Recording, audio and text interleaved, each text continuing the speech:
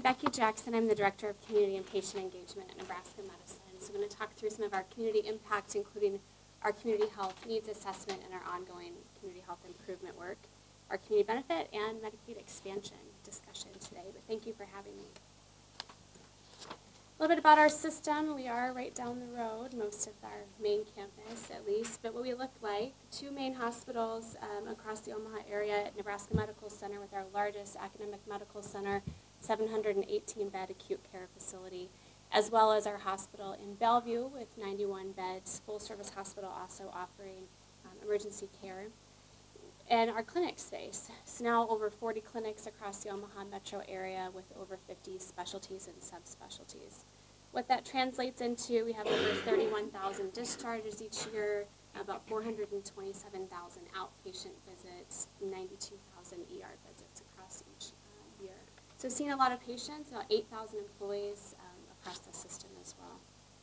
I want to dive into our community health needs work that we're doing. So we are, I think, the health system that's the latest to go through this. We've actually just finalized our implementation plan last month. So based on our timeline, they're all a little bit different. When we looked at those 11 priority needs that came from the community and the work that had been done, we selected 3 for our upcoming cycle. And so that's starting now into 2022. And so we've moved with access to care, injury and violence prevention, and mental health as our 3. So previously, we also had cancer in our previous cycle, and cancer does continue to be one of our top operational strategies. But it felt like the needs were really being driven from a health perspective in this lane. We wanted to make sure we were able to allocate our resources appropriately. So I'll expand on each of those briefly. Some of our goals are outlined at the top, and we'll walk through some of our interventions. Obviously, with the time that we have today, can't walk through everything that we're doing. One of our main targets is really increasing availability and accessibility across the Omaha metro in all types of points of care. So we talk about telehealth. Recently have hired a population health manager for this system to help drive this work and making sure that we're coordinating those efforts as best possible. But that's looking like things that have been successful are collaboration with the Girls Inc. clinic, meeting the needs of those patients there, able to address a multitude of needs that might not be met in a more traditional clinic setting, really meeting those girls in particular where they are at, able to help address their health needs. So looking through those types of services to see what can we expand, where are we seeing success, where are the needs that are across the community.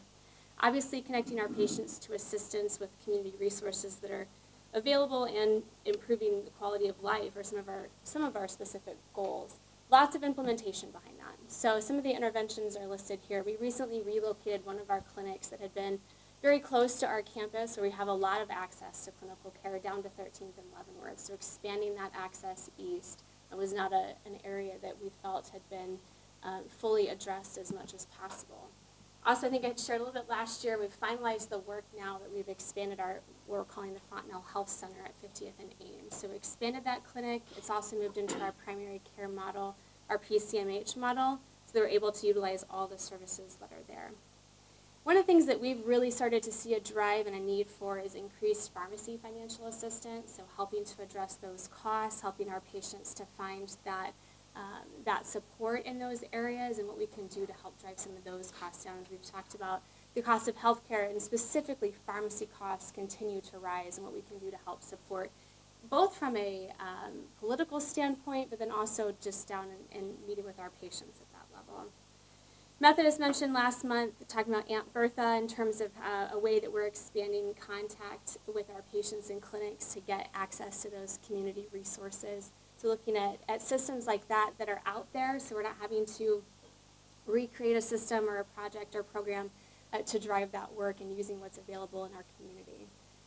We have our PCMH team approach in all of our clinics available now, using that system to really have our patients have access to social work, behavioral health, pharmacy, dietitian in their clinic space. And that's a relatively new model for the area, but we have that across all of our clinics at this time. One thing that we are really thinking about too is working through from that barrier to health. We know that transportation continues to be a challenge and barrier for many patients. So some ongoing work that we're doing planned in this cycle to create a collaboration with a partner such as Uber Health to really assist with the transportation for our patients to be able to make it to their appointments, helping to utilize those systems that are out there in a stronger way to make sure that their needs of our patients are being met. Number of community-based screenings that are done, won't spend a lot of time on that, but multiple sites that are planned. So when we are expanding our needs, we're looking at where the needs are the community. So an example that we do in October around breast cancer is our big breakfast. So the plans for 2020, this next cycle, we provide food, information, and we actually allow our patients or new patients to sign up for mammographies there on site with our online program. So in North Omaha, West Omaha, and Sarpy County for 2020.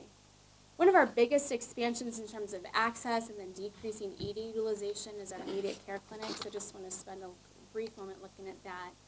Our ICC locations for extended hours, it's the same cost as a primary care clinic though, so there's not a financial burden to our patients, and they can come to an appointment when the time works for them.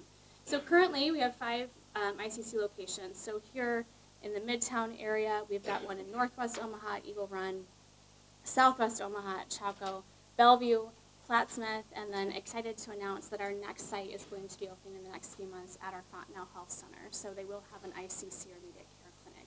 It's actually one of the greatest needs that we see called into that clinic. So patients calling in trying to get after hours or weekend appointments. And so we're really excited to be able to meet that need. And we're just working to onboard our staff and hope to be officially open here in the next few months. But utilization continues in a very upward trajectory there for that service as well. One of the biggest challenges that we face in this work is really communicating the availability of these services and letting the community know when it's right to try which type of care. So what can you go to an ICC for? What really needs to go to the ED? We see a high amount of non-emergent ED utilization, so looking to really try and drive some of that to a more appropriate level of care. It's also a patient benefit, right? If you don't have to wait in the ED, you can get that treated much more quickly, typically in an ICC location.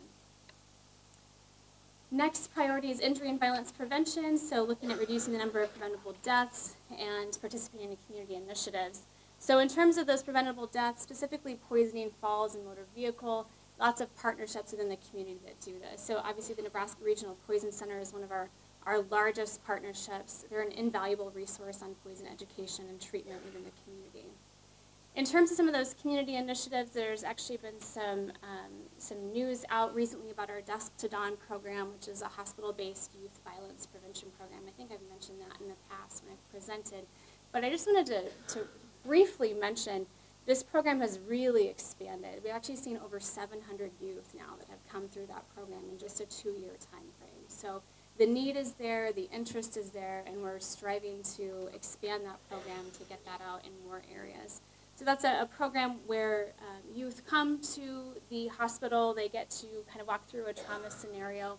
They also talk about emotional control tactics and risk factors for violence and how to identify positive moments in their life, and really thinking about that from a more holistic approach. Obviously, Dr. Charity Evans is an incredible partner in this work and driving that forward. Our Stop the Bleed is a trauma-based intervention program in high schools and workplaces across the community. Continue to expand that and trying to get the resources out to present as much as possible. In terms of mental health, we have a couple of really exciting things happening in this space, so I wanted to spend a few minutes here. We continue to increase the number of practitioners that we have across the Nebraska medicine system, so access in our clinics and all of our levels of care, and continue to see that need grow. So we've continued to add, on average, we've been seeing at least 15 new FTEs the past 3 fiscal years, and we're still needing to add to address that need, and we know that.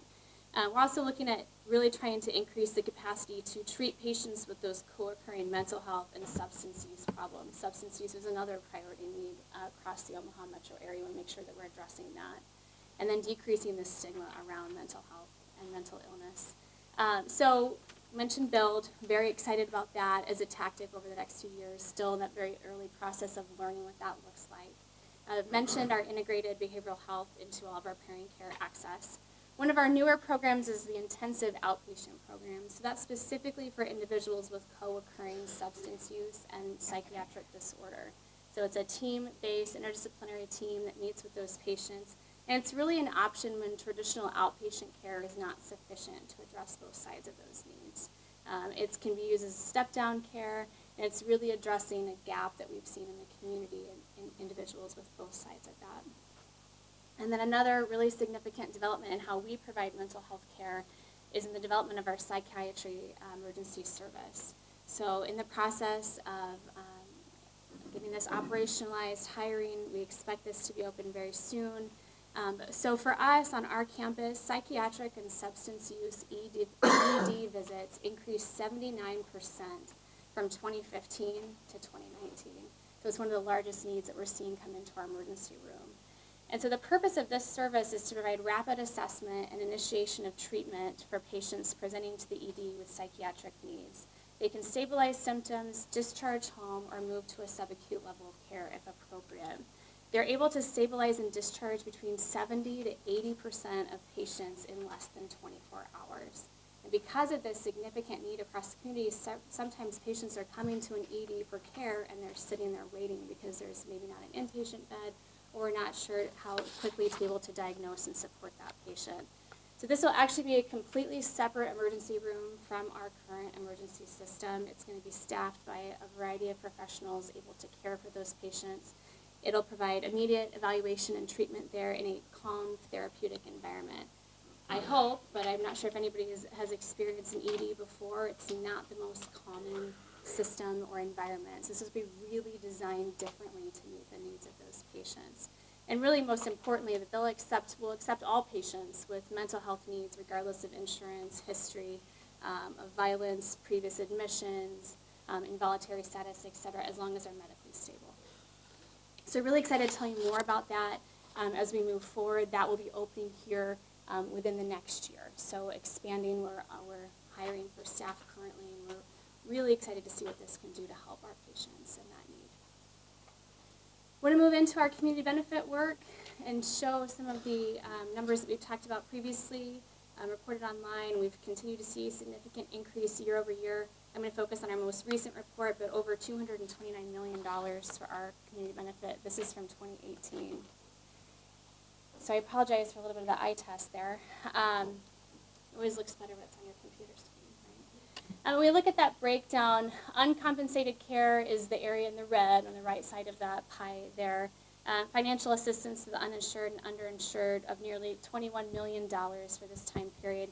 The largest increase that we saw was in the unreimbursed Medicaid, and we actually saw from fiscal year 17, $9 million increase, and that just is reflective of our changing payer mix that we see as well.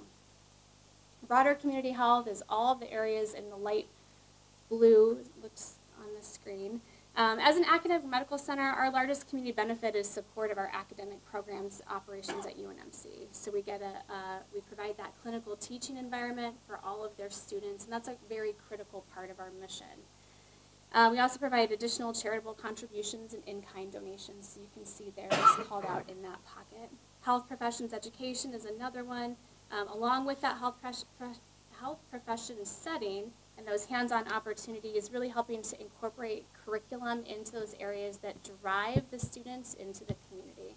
So for example, we've been working with the College of Medicine to incorporate curriculum that really addresses how med students should be partnering and understanding the community, those needs, and where those gaps are, and helping them to understand what the future of healthcare is going to look like. One of their most recent community sessions they actually had at the Highlander brought the entire class of med students to really meet with community members, community leaders, talk about population health, talk about public health, and just start to understand and have that dialogue. So really starting to hardwire that within our students. I'm excited that we can continue to make those inroads. While the majority of our research does lie on the UNMC side, our academic partner, there is some spend there as well. Also within that community health improvement and community operations. And then in terms of community building activities, the last one on the slide there, workforce development training, job shadowing, economic development support grants, just to name a few. There's always more opportunities to engage within the community. There's never going to be a gap for that. So we continue to do that. In terms of understanding our resources, one of the things that we started at Nebraska Medicine just in July It's another noteworthy new initiative is leveraging the strength of our 8,000 employees to help continue our partnerships within the community. So we've started what we call our Community Strong program, and that's volunteer time off for our employees. So our volunteers are given a bank of PTO hours to go give back in the community. And so within that system, partnering them with 501c3s that meet our access, our mental health, and our injury and violence needs to help really share that message too. So we're approaching just at the first few months of that program, and we're really seeing a diversity of organizations supported and great feedback from our employees. Happy to answer more questions about the community benefit side too. In terms of Medicaid expansion, we've really been focusing on this pretty significantly. I'm excited that we are engaged in a pilot with DHHS, and I believe we're the only hospital in Omaha that's doing this. But we'll have 2 of their employees actually on site in our access services, so at our main campus where the majority of need is. So they're going to be assisting with applications as well as checking on current ones. So sometimes that whole process is the gap, so the enrollment piece, but then also the follow-through on that checking on the application status. They're really we're partnering with them to evaluate volume, help to develop workflow, and think about what to do as we prepare for expansion from a technical aspect. We're working to create that response plan as well as find ways that we can automate this enrollment process for patients in a more efficient way and helping them to see that. Obviously, they're a financial counselor team trying to evaluate what we need to do system-wide to plan for that expansion. And just in terms of our current payer mix, we do see a little bit of a different payer mix based on location. So currently, at our current state, we see over 33% of our patients at Nebraska Medical Center with Medicare. We see about 10% of those patients on top of that with Medicaid. So our Medicare and Medicaid usage right now is exceeding our commercial payer. So we've been tracking this and looking through this for several years to see what those trends are. We're still waiting to find out the details about what that Medicaid expansion will look like, understanding what those needs are within the community, and then really trying to strategize where those opportunities from financial resources that we might get back can be put towards developing different strategies in the community and addressing some of those social determinants of health that we aren't as focused on right now. We think about that food space or housing hasn't been something that we've had a strong leadership in those areas. We partner with multiple groups across the community, but think about how we can strengthen that approach. We see what this looks like